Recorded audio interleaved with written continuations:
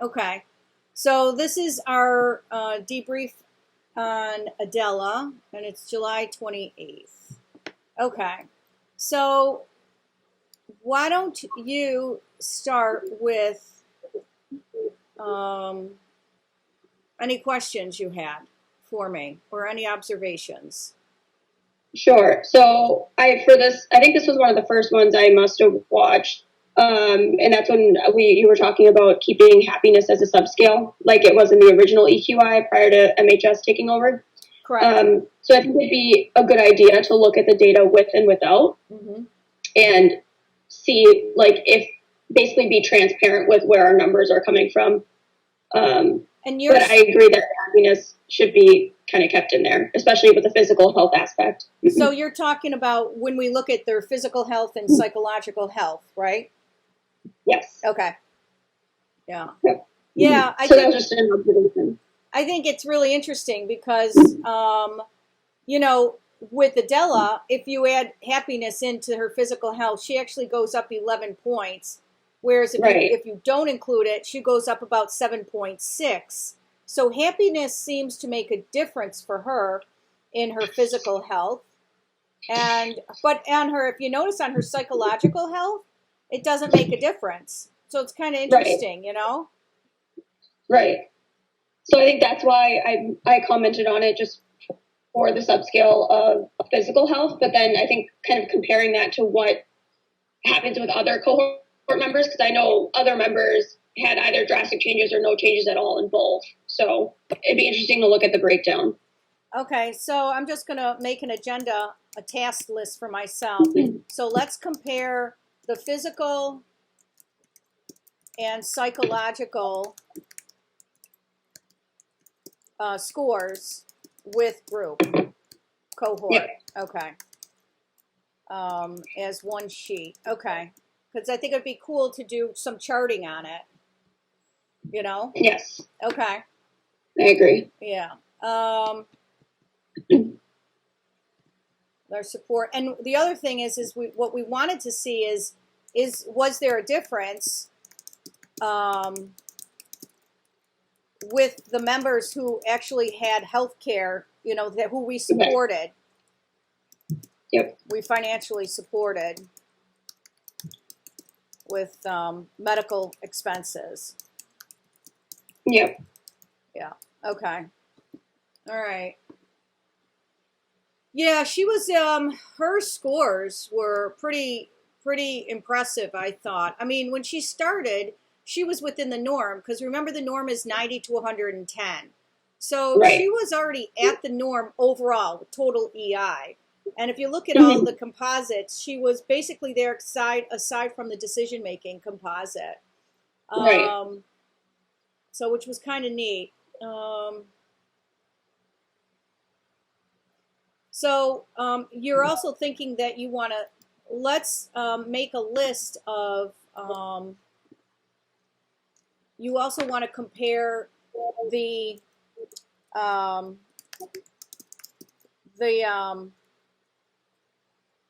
asterisk subscales, which was assertiveness, problem solving, optimism, and self-regard. Yep. Right? And I'd like to also compare just the happiness. Yes. By itself. Okay. All right.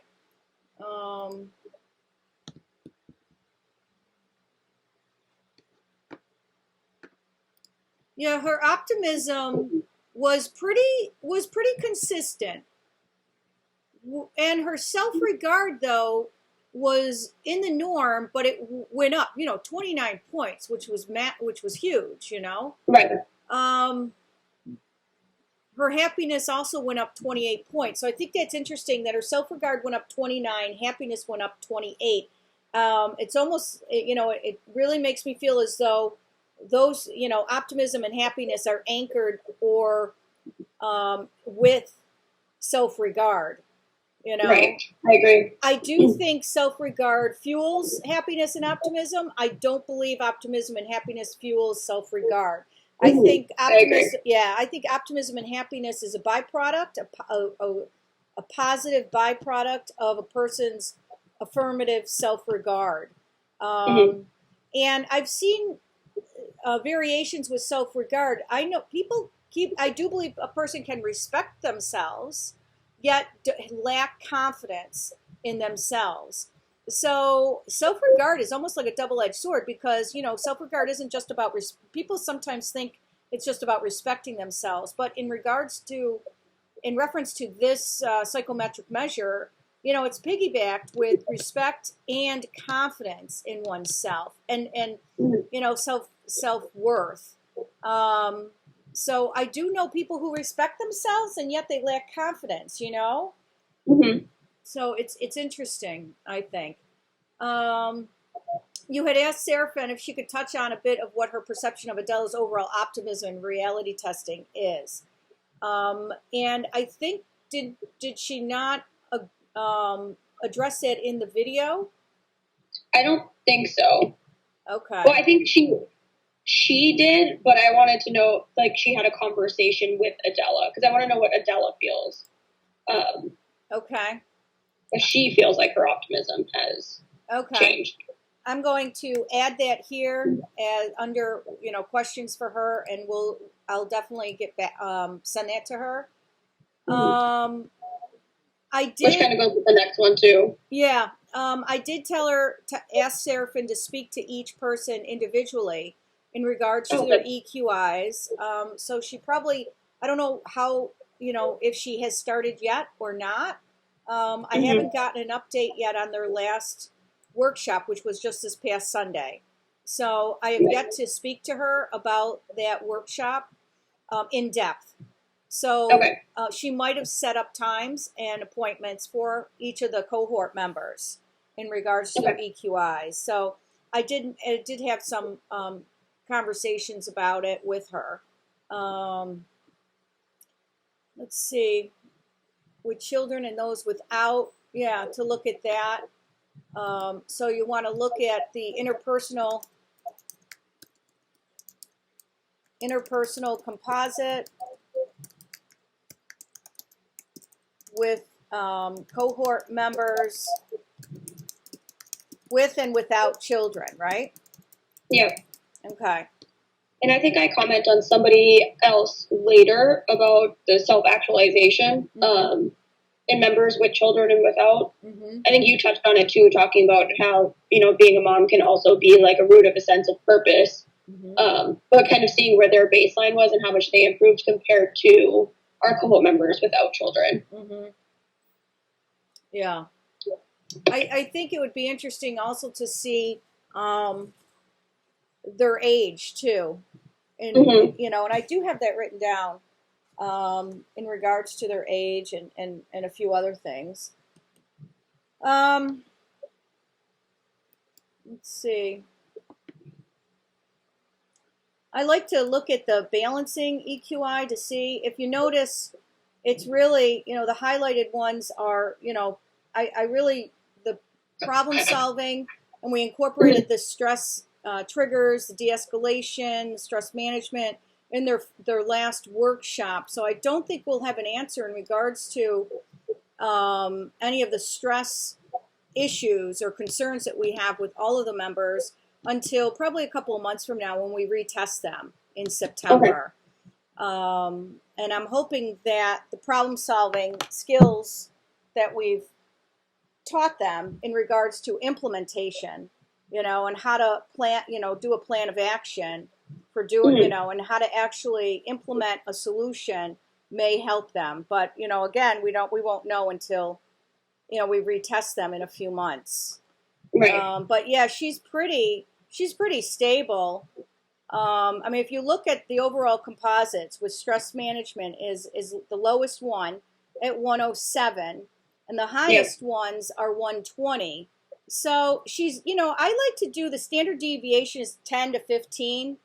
So she falls all right within there, Right. So she seems to be well balanced overall. The only time she falls short is if you actually look into some of those categories, like the self-perception with the different subscales.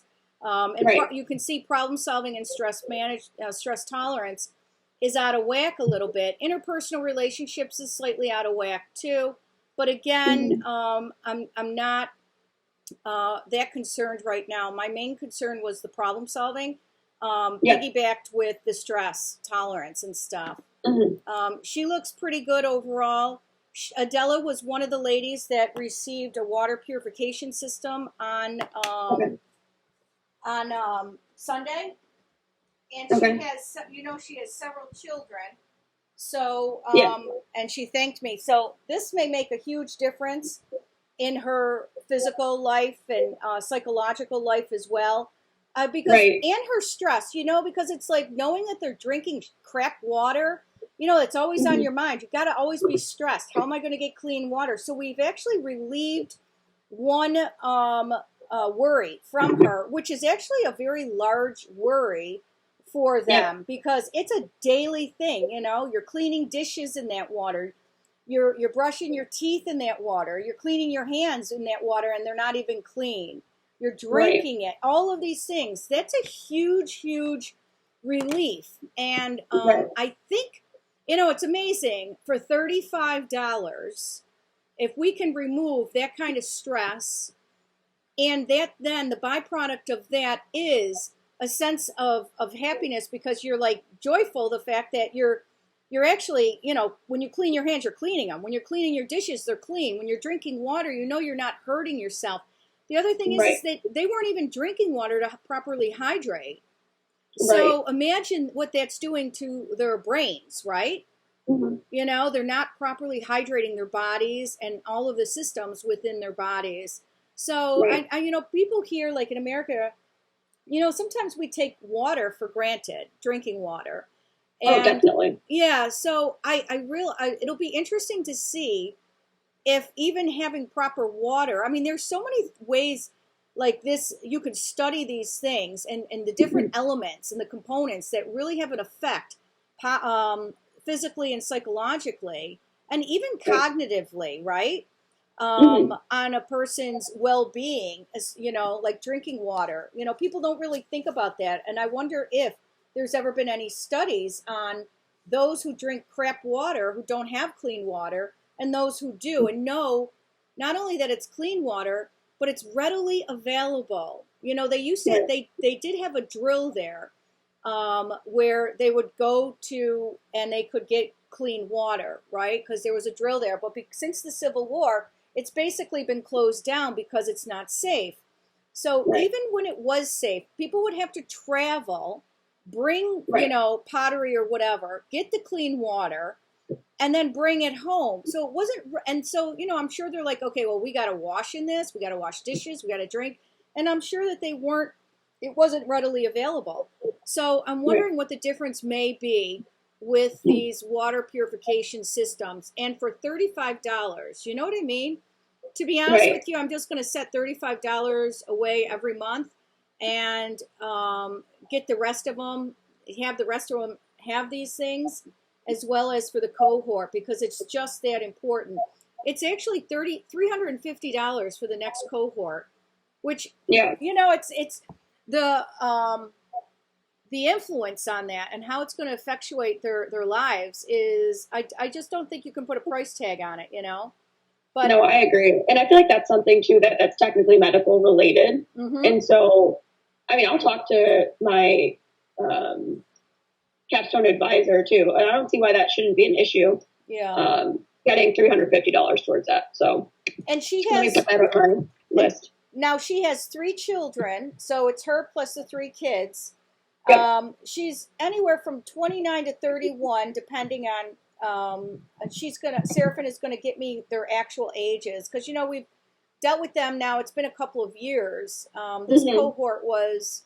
And it's been a year and a half really since we started it. So who's to know exactly what their age is at today?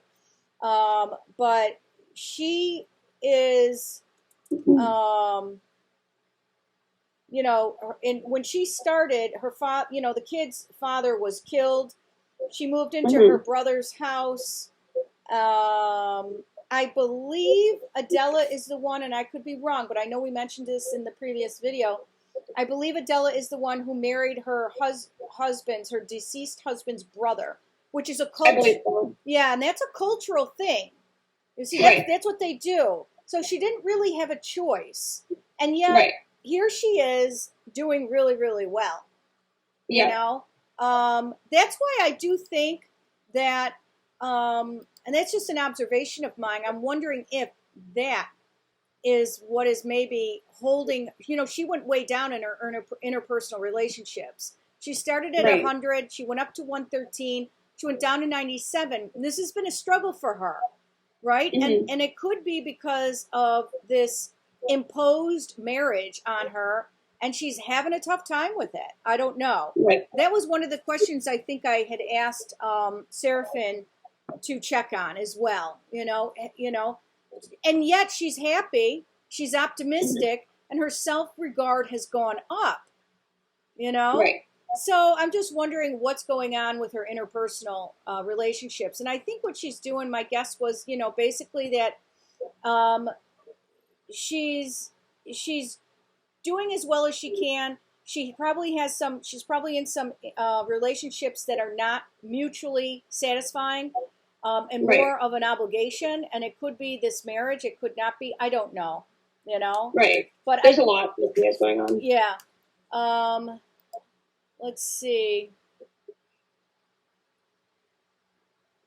You get her a general baseline from a larger population in Bamenda. Yeah. Well, I couldn't even pull. I had to pull these to the general norms of North America, not Mhm. even from South America. I'm sorry, Right. South Africa. Mhm. So there are no norms done from northern Exactly. from Africa. It should be Yeah. the continent of Africa. And I'm not sure why it wasn't done, but Right. yeah, that's a good question for MHS regarding group populations. Yeah. See if they're even working on that Yeah, at all. in continent of Africa. Even central and northern Africa are very different culturally than South Africa. Right. Mhm. So I don't feel it. So anyway, yeah. So we'll check on that.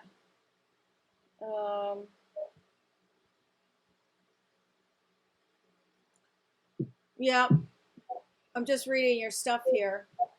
Yep. And a plan is that she may have to increase her independence. When you say independence, what kind of independence? Do you mean her emotional independence, right? Or I just want to Yeah. make So sure. I kind of mean based on that and like her current kind of living situation. I think she's kind of like her independence like continues to go up, but I wonder if that's actually a reflection of her feeling more independent or the fact that she has to be more independent since her husband's passing, I guess. Well, this independence, remember, is free from emotional dependency, which means Right. you're self-directed. You can make your own choices.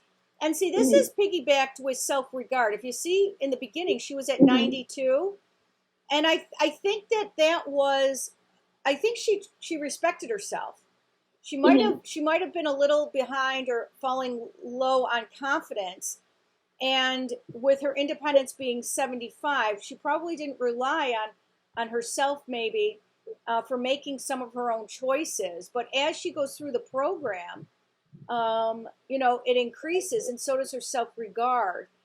And I think that what is going on here is the actual cohort, the support of the cohort members, and the ability to actually go through all the curriculum that they went through over that year. Mhm. She was able to really get a sense of added confidence, and I think she started to respect herself more, even with, I don't know, I'm guessing, right?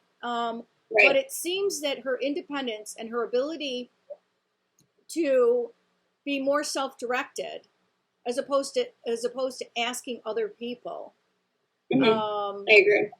I think she's in pretty good shape. She went up 32 points she went up a great deal overall. Yeah.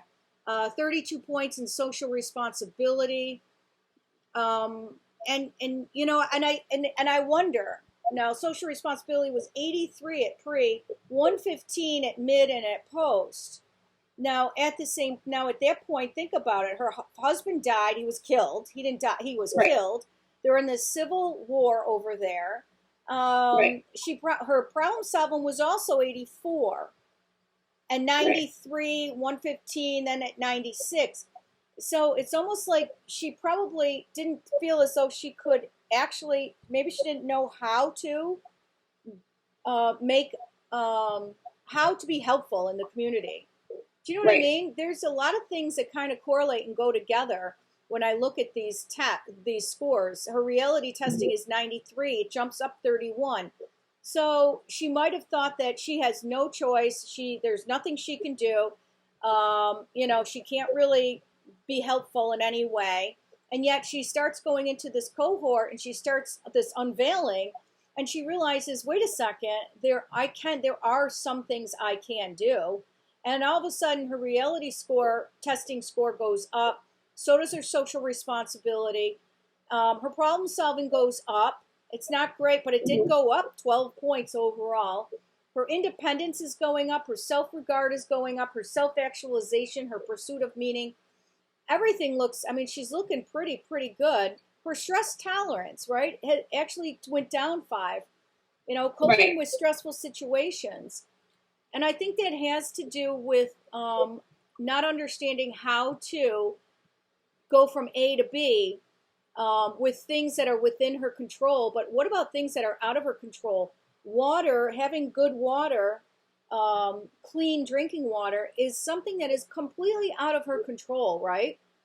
Right. And I imagine, maybe her medical expenses. What about these kids, her 3 kids, if something's wrong with them, Right.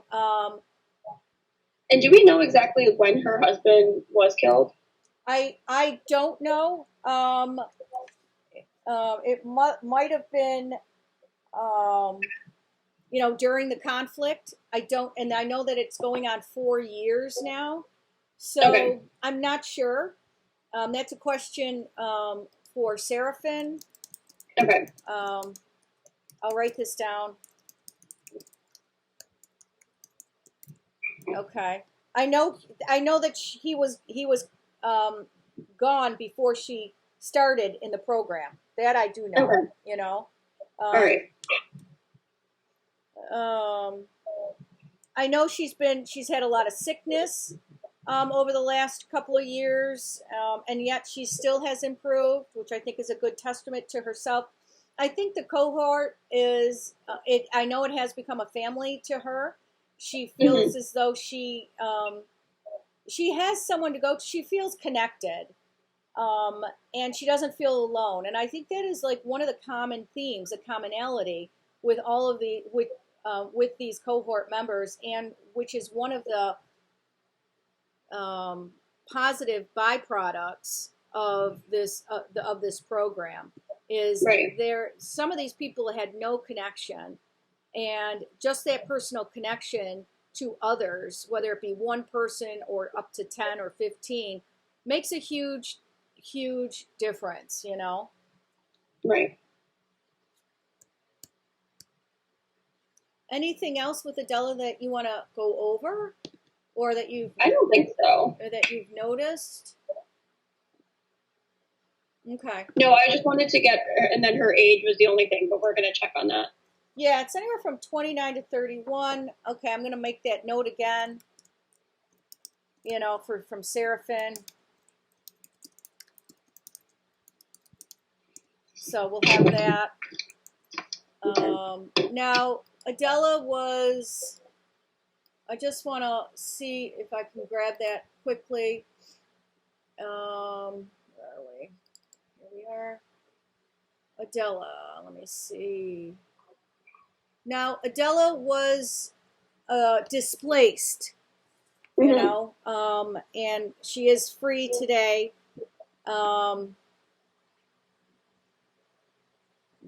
Let's see. That one's old. but she was displaced, but without, you know, proper shelter and stuff like that. Today, she has shelter. She's living with her current husband and family, you know, that sort of thing. So, yeah. Adela is also one of the cohort members that we helped with her medical expenses. Yep. So we don't want to forget about that.